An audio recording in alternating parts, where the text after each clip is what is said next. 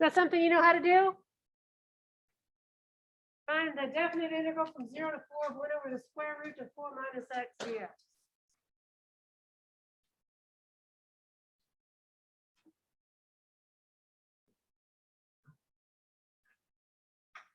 So you gotta be thinking, well, what's such an easy integral doing here? What makes this not just your basic front of the middle definite integral? The 4? We've got problem 5 to 4, right? Notice that this integral is not defined when x is 4. So we would first make that statement. This is an improper integral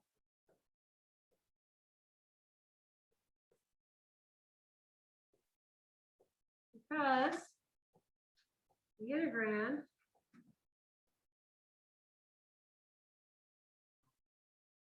is not defined at x is 4. So how do you fix that?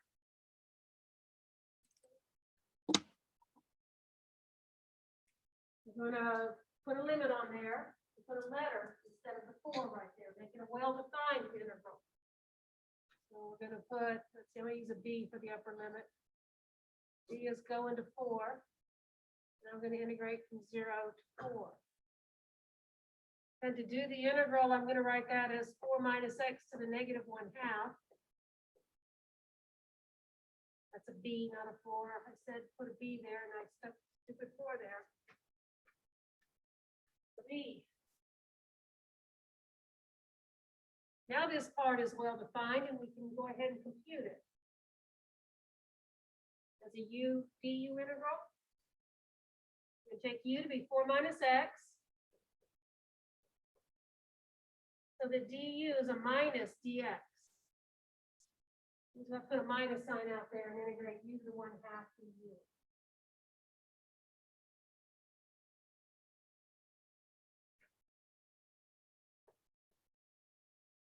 It goes at the very end. Technically, that's a one-sided limit. Is this the limit from the left or from the right? From the left, coming in from the side of 0. So now I've got the minus sign from the u du substitution. We're integrating minus u to the negative 1/2 du. You add 1 to the power, divide by the new power. It gives you 2 times u to the 1/2 with minus sign out front.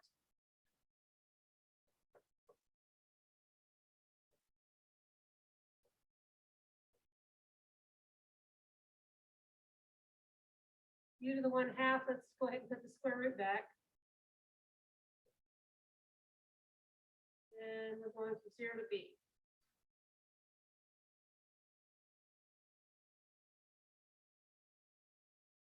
Get that?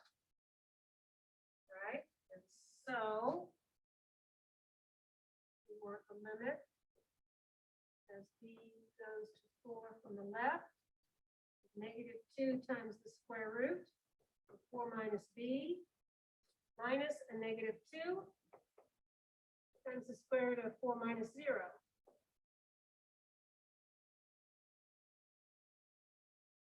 So that stuff on the end just becomes plus 4.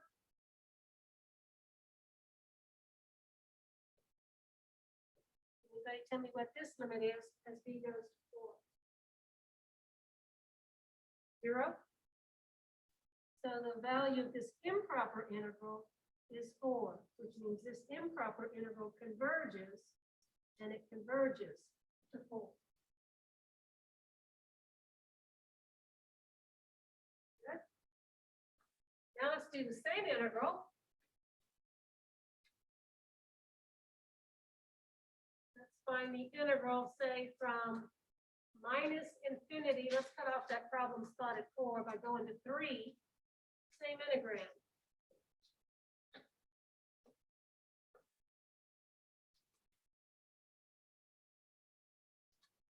So this time my integrand is defined over that entire interval.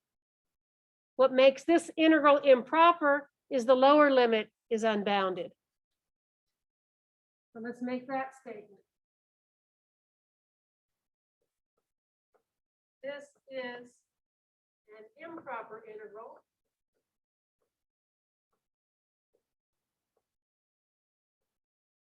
Because the lower limit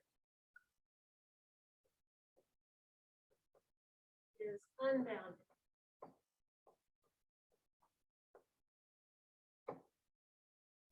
Hanging on that integral sign. So we do the same deal, put a letter there, let that letter go to minus infinity. Integrate from whatever that letter is up to 3. So we're going to use an A for the lower limit. Write the limit as A goes to minus infinity. Integrate from A to 3.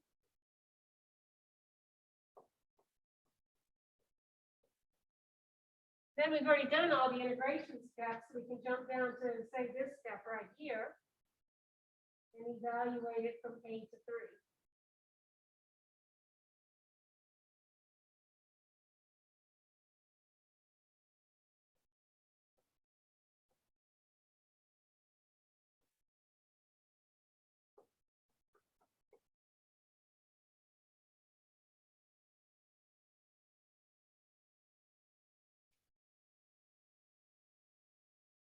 Then we put the 3 in for X and the A in for X and get an algebraic expression in A. And the 3's in there, this becomes 4 minus 3, which is just 1, so I just get -2 minus -2 times the square root of 4 minus A.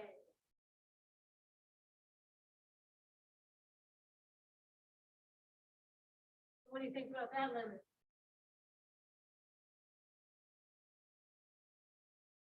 It's going to be large, right?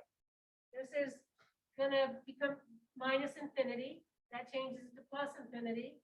So this here goes to infinity. That changes the sign, changes the sign.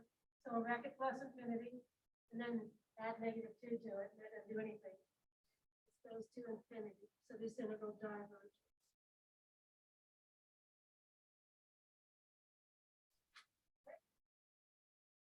So those are our 2 types of improper integrals. You will try any of those over the weekend?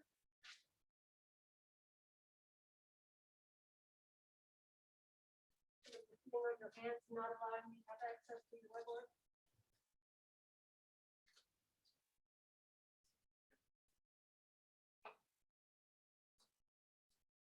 See what I want to do.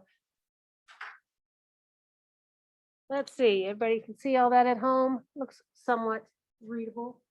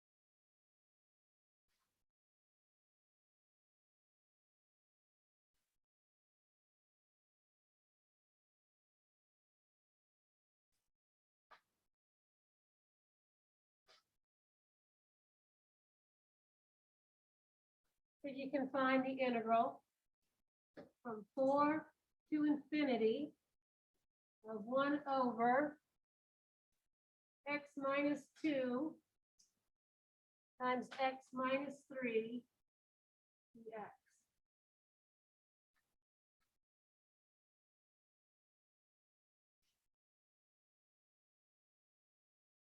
This integral is improper because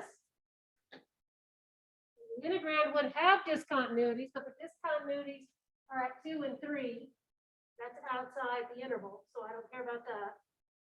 This is the only thing that makes this interval improper. Okay, so it's improper because of that. So we fix that first.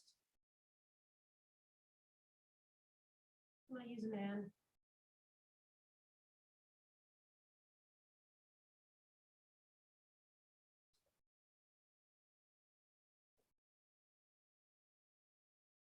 Okay. Now we're able to do that integral, aren't we? How are you gonna do this integral? Partial fraction, so get cracking. Find you your partial fraction decomposition.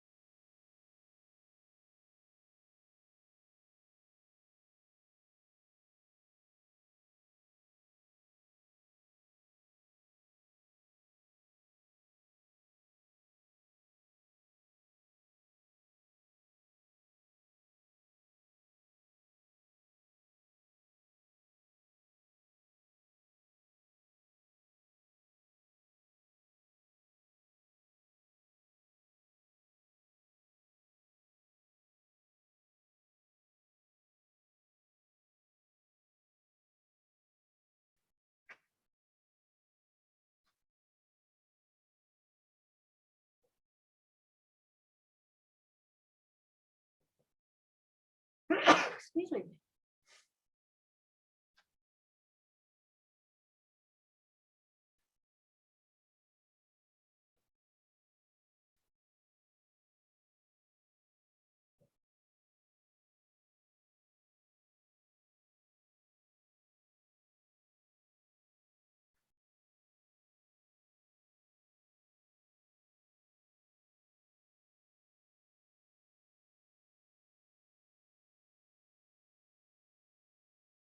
All right, I got A is -1, B is +1.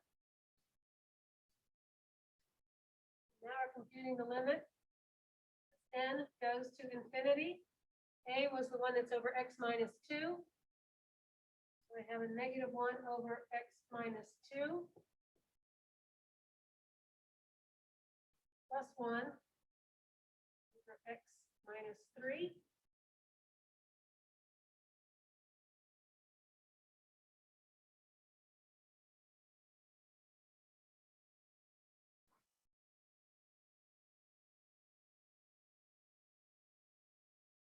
So I get minus the natural log of x minus 2 plus the natural log of the absolute value of x minus 3, evaluated from 4 to n.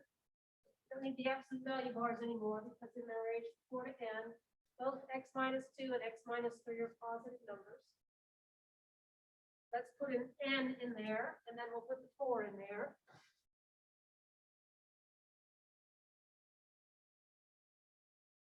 Minus the natural log of n minus 2 plus the natural log of n minus 3. And we're going to put the 4 in there. I get minus the natural log of 2 plus the natural log of 1.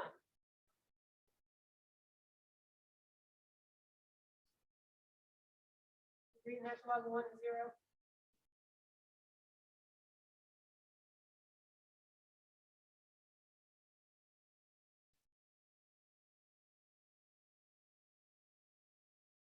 Thoughts about taking the limit of the stuff in the brackets?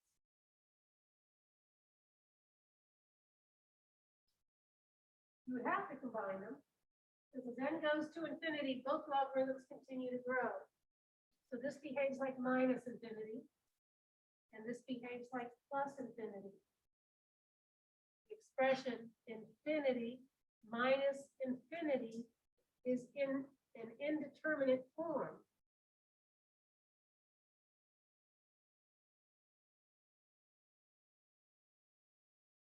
We have it written the other way, but it's the same, minus infinity plus infinity. Right? So I can't make a decision by looking at it as infinity minus infinity. I've got to put these two logarithms together.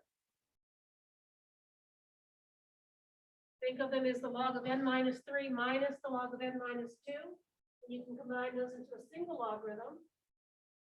How? Dividing. The positive one divided by the one with the minus sign.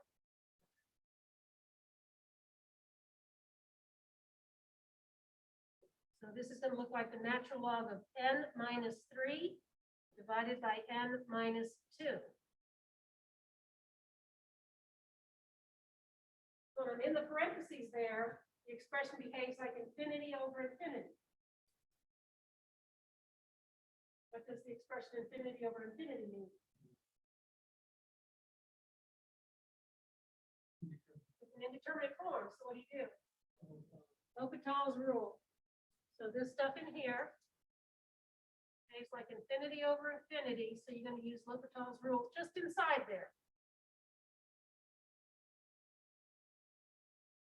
The derivative of the numerator is 1, the derivative of the denominator is 1, so that's going to behave like the natural log of 1. And then I've got this natural log of 2 out here. Natural log of 1 is again 0. So the value of our improper integral is finite. That means our improper integral converges to the natural log of 2.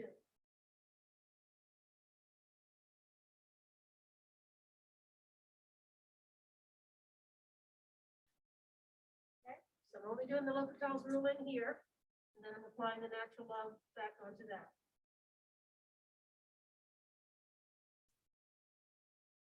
Remember our shortcuts to L'Hopital's rule, when the power on top was the same as the power on the bottom? Just take the ratio of the coefficients. You can kind of eyeball that and see if the stuff in the parentheses is going to 1, and then the log of 1 is 0. Okay.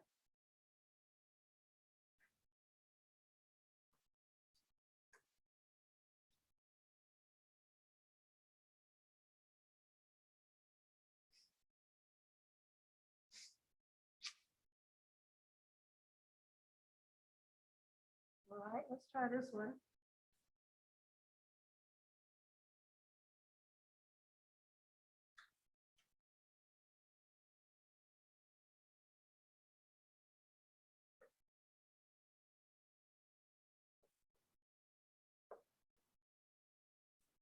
Let's integrate from 1 to 2 of dx divided by x, natural log of x.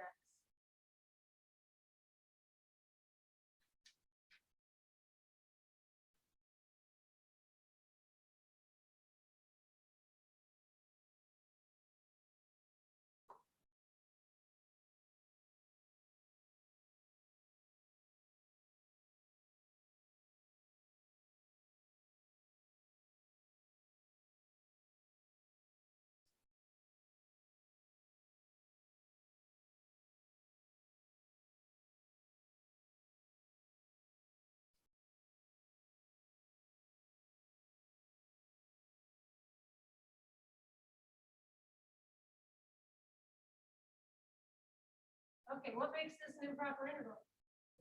For what? The natural log of 1 is 0. We have an integrand that is unbounded at x is 1.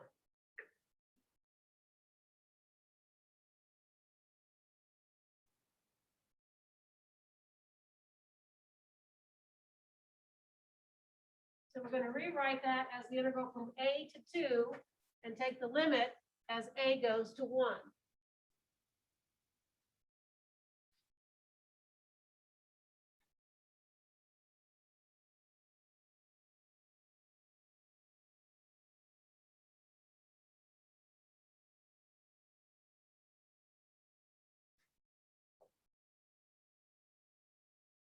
Slide the dx over. Maybe that helps you decide how you're going to do this integral.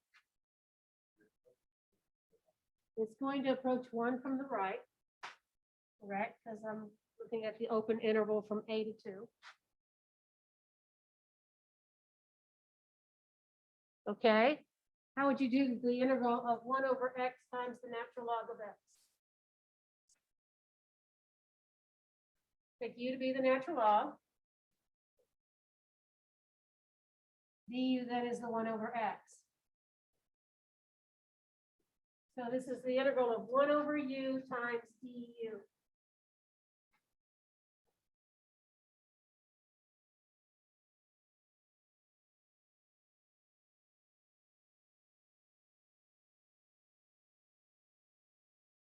Right?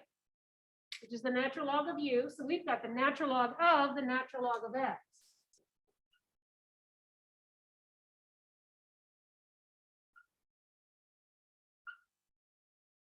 Now we have to evaluate that from A to 2.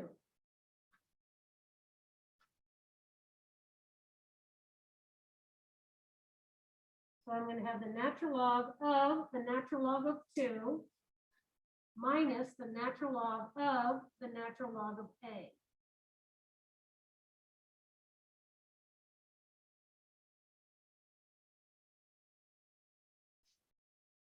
What are your thoughts here?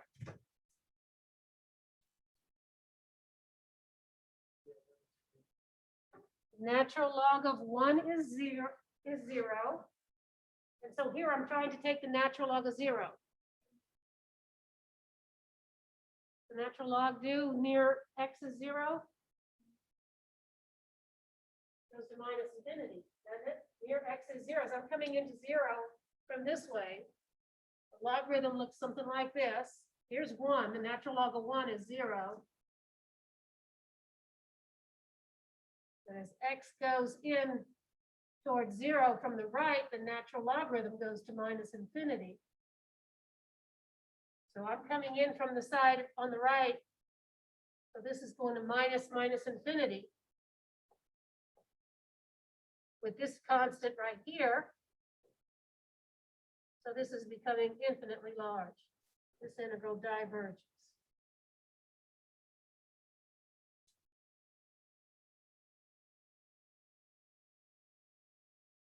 Remember, we needed the u in the denominator to have a power bigger than 1 in order for this integral to converge.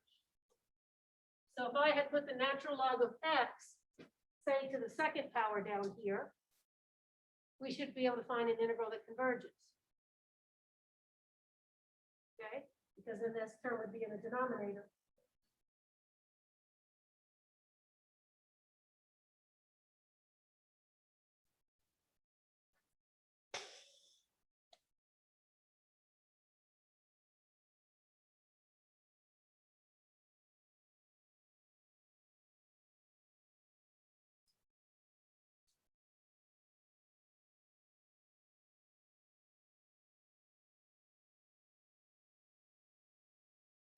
This one.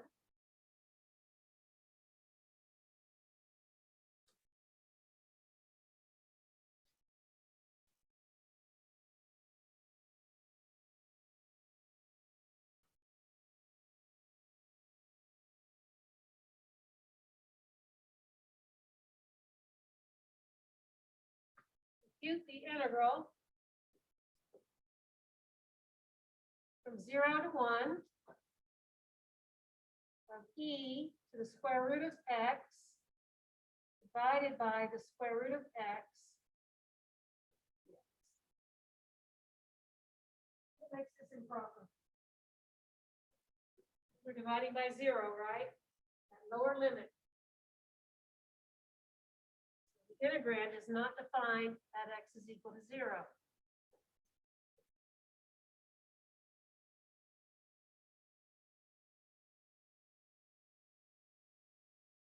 So we're going to rewrite that as the limit.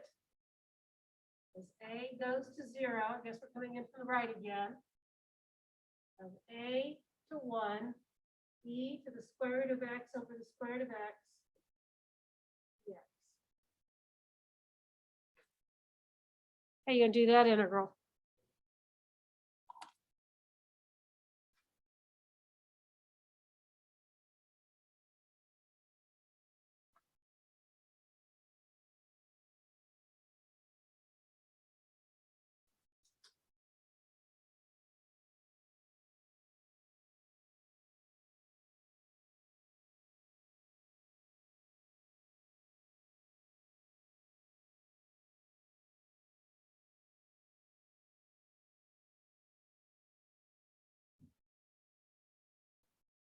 Okay.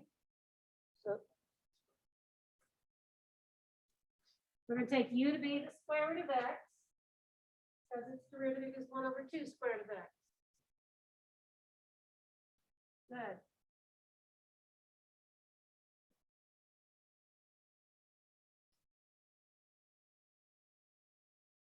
Which means 2 times du is 1 over square root of x dx.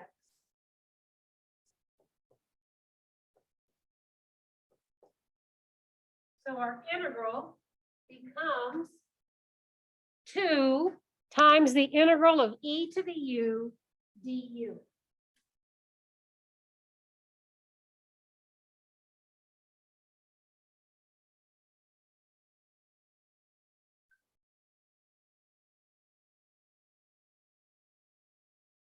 What's the integral du? No. We've got 2 times e to the square root of x, evaluated from a to 1, and then we're going to run the limit as a goes to 0. So we have 2, put that limit back in there.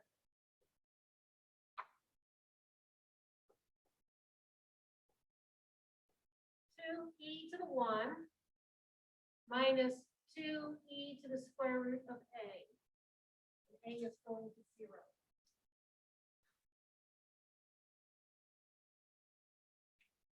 So what's the limit here? E is going to 0. So this is just going to go to 1, right? E to 0 is 1. So we get 2e minus 2.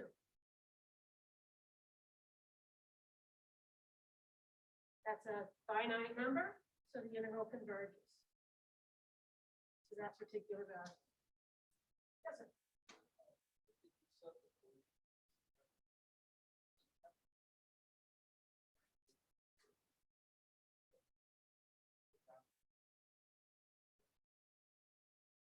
But u is the square root of x. So, I mean, we've got evaluated a doesn't belong to u, a belongs to, so technically here I probably should have changed my variable to go to, a is going to 0, but here. So it belongs to kind of that variable, not to just to the u, it belongs to the square root of x.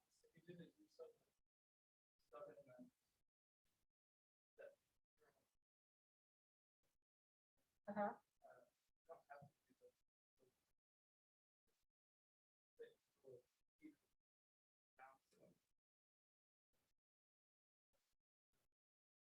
But these steps right here are not valid unless I do have the limit.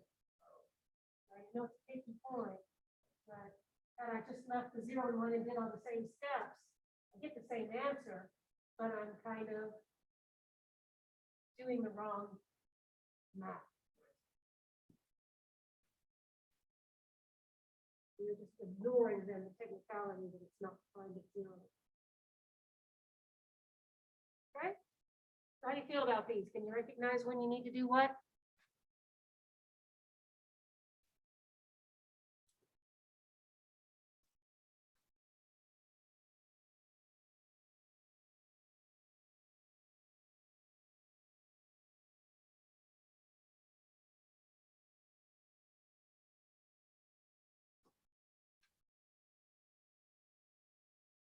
Okay.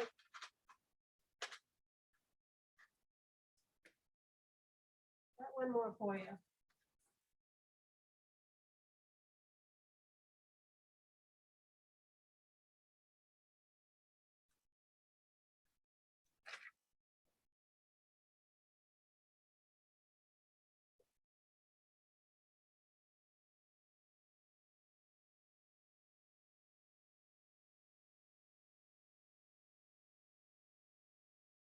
Show that the circumference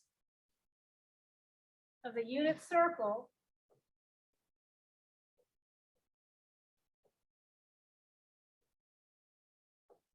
is equivalent to the improper integral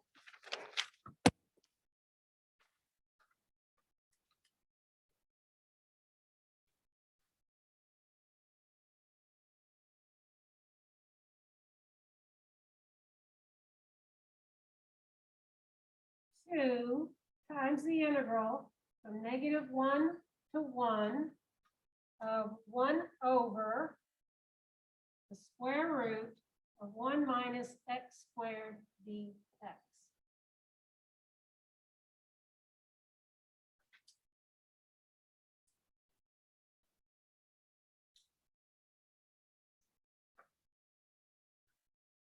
Does anybody know what I mean by the unit circle?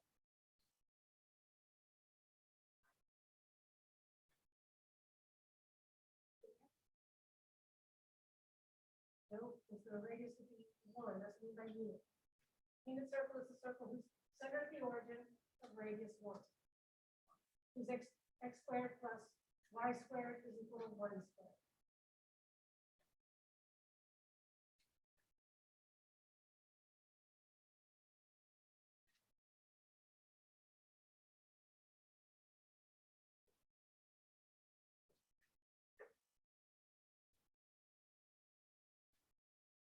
What's the circumference of that circle according to what you know about geometry?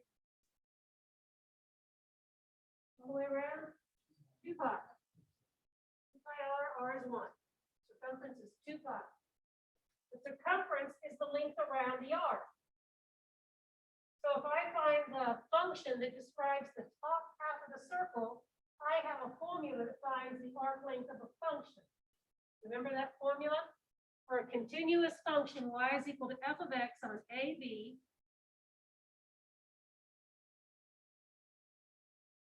the arc length from last chapter is an integral. Anybody remember what goes inside the integral? Y prime squared. So we're going to write this as a function. It's not a function, it's an equation. That's where the 2 comes into hand. We're going to write this part as a function. Solve this equation for y, and I get y squared is 1 minus x squared. When I take the positive square root, I've got the top half of the circle. When I take the negative square root, I have the bottom half of the circle. So we'll take the positive square root.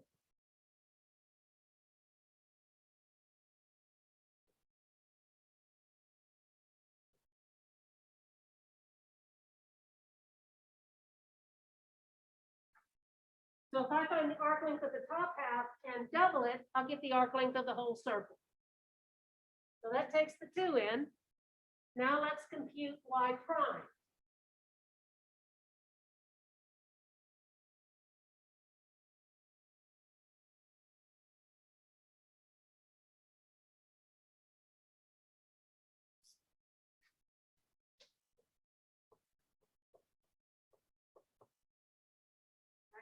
Power, take the derivative using the power rule.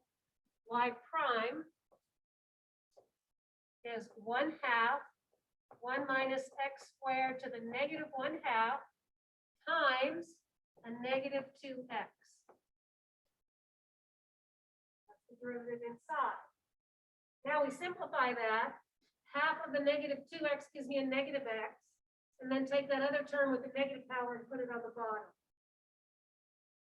So my y prime is minus x over 1 minus x squared to the positive 1/2 power. Now let's put that right here.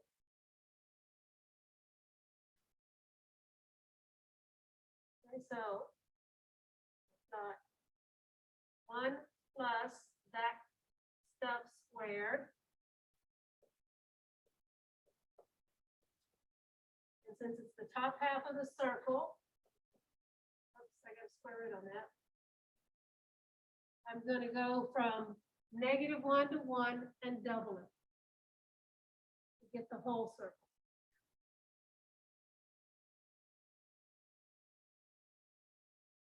And so when we square that thing, I'm going to get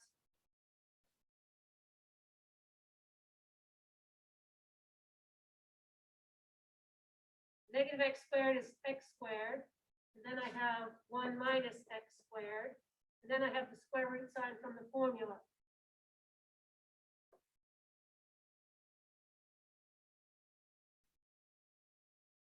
what's the next step?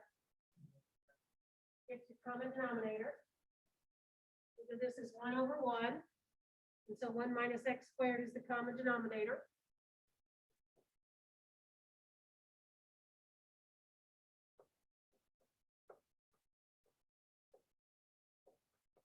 So I'll go ahead and put them as a single fraction. And then you can see that the x squared got each other out, leaving just the 1 on top. And there's that integral.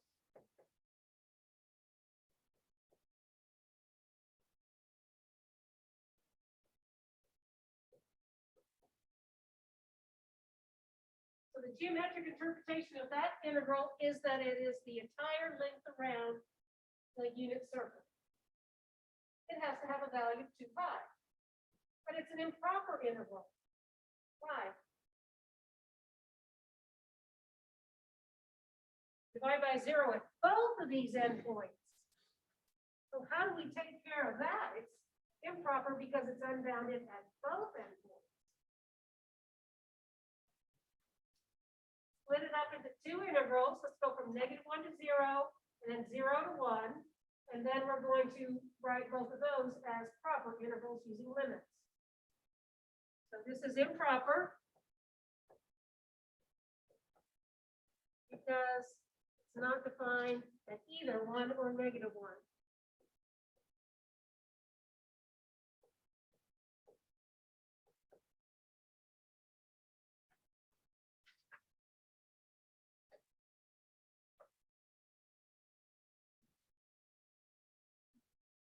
So I'm going to write that integral, keep the 2 way out here, and let's integrate from -1 to 0.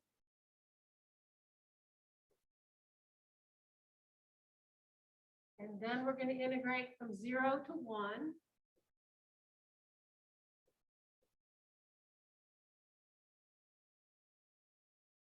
And I'm going to write 2 limits. Let's take that one and replace it with an a. So a is going to go to -1.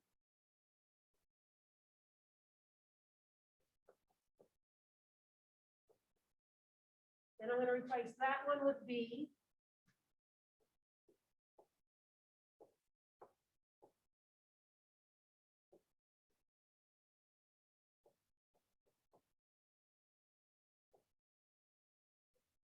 Like that. A is going to -1 from the right, and B is going to +1 from the left, because I'm coming into the 0 side of it.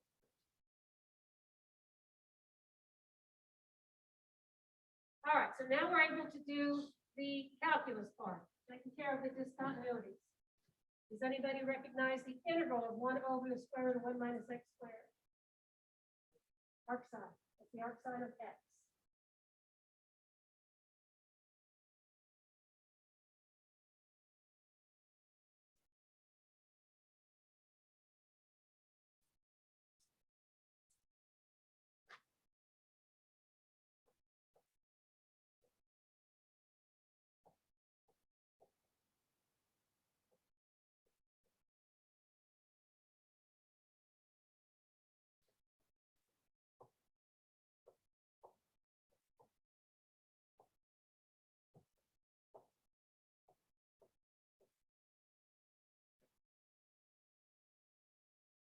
First one we have to write as the arc sine of 0 minus the arc sine of A.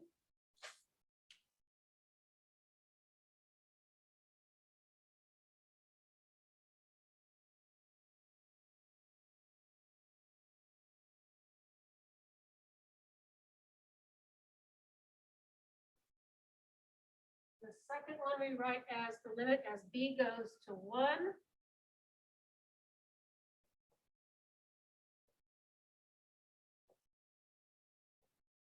Arc sine of B minus the arc sine of 0. Did I know the arc sine of 0? What angle do I take the sine of to get the value of 0? The arc sine of 0 is 0.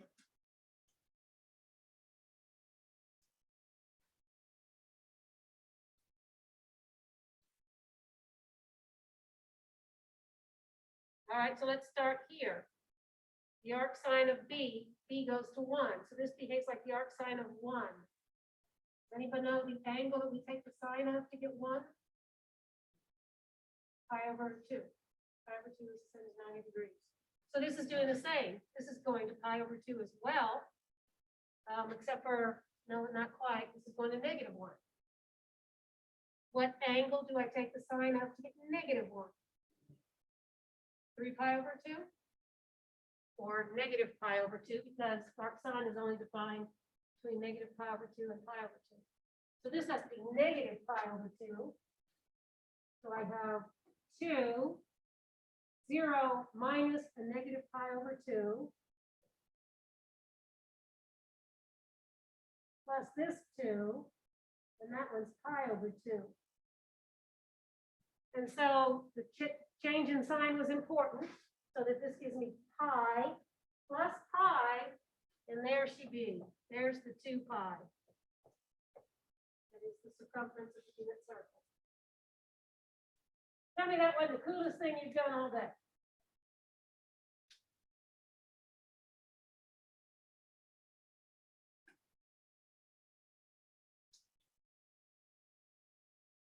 So that before, in that chapter, was an impossible integral? No, we could do that integral. It's an inverse sine. But we couldn't do the integral because it was improper.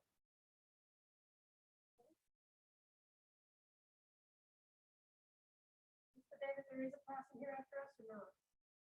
Is a class in here? Let's pick up one, see if there's one more. You don't have to use a little game for that.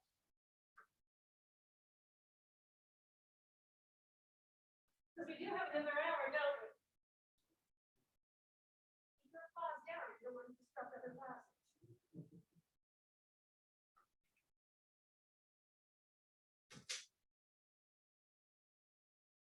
Hanging out for a while, see if that shows up.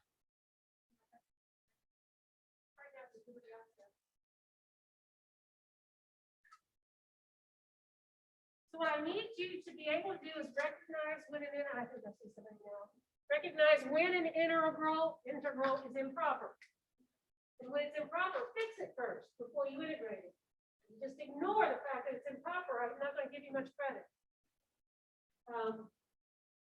Fix the improper integral so that you can use the fundamental theorem.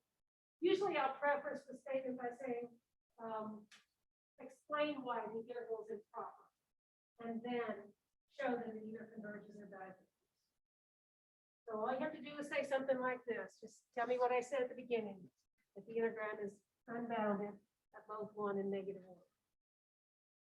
-1. Okay, so I want to do next section 8.1. And that is where I want to take your test, whichever day you decided you wanted your test on. What we covered in chapter 7 was a bunch of integrals. So we had the substitution integrals, your basic substitution with the double substitution integrals. We had some where we had to do a little algebra, maybe divide first or split up the numerator. So I could probably think of 3 different things I could pull out of that section.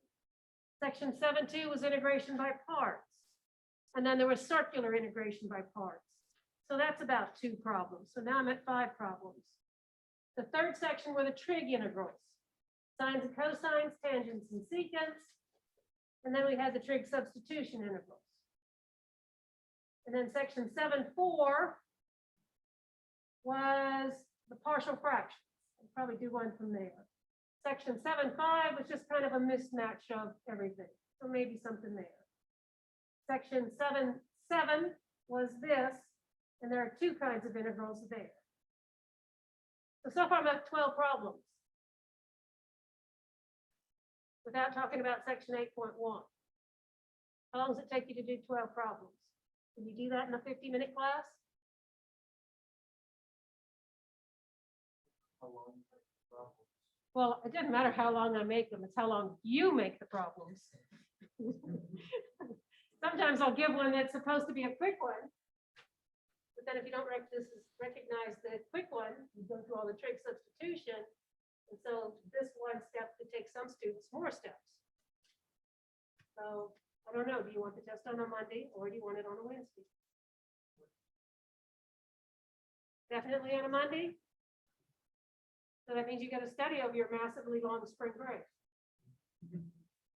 And so I'll cover section 8.1 today. We'll review for your test on Wednesday, and Friday we're off. Okay, is that our decision? Let me see if anybody's. Anybody have any objections to that?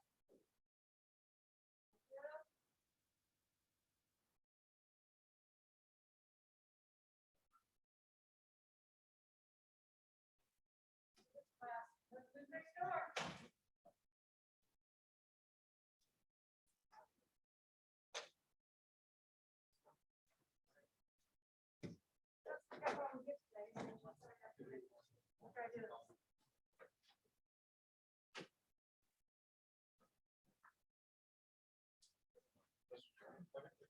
Yes.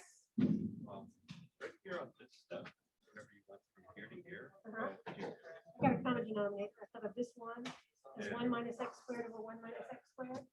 And since they already both have 1 minus x squared, I put them together. So there's that 1 minus x squared, 1 minus x squared, and then plus that x. So these two x squared that each other out. Just leave it as simple. Oh, I see now. Thank you. Thank you. You're welcome. Okay, you folks, I'm gonna have to log off of this computer and go to the next one, so I'll be right back with your Zoom.